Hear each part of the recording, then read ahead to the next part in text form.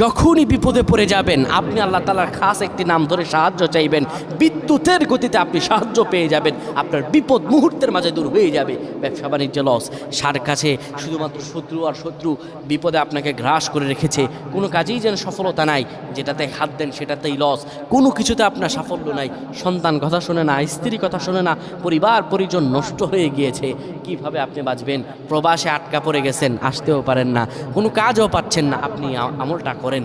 এটি আমার কথা নয়, বিশ্বনবী মুহাম্মদ রাসূলুল্লাহ সাল্লাল্লাহু আলাইহি ওয়াসাল্লামের প্রিয় সাহাবী হযরত যায়েদ রাদিয়াল্লাহু তাআলা আনহু, তিনি একবার মক্কা থেকে হিজরত করে যখন মদিনায় যাবেন, ঠিক সেই সময় বিপদে পড়ে যান।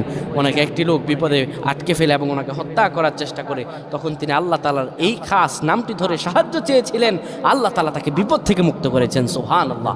সেই দোয়াটা কি? তিনি যখন বিপদে পড়ে যান তিনি বলেন, আগিসনি ইয়া রহমান।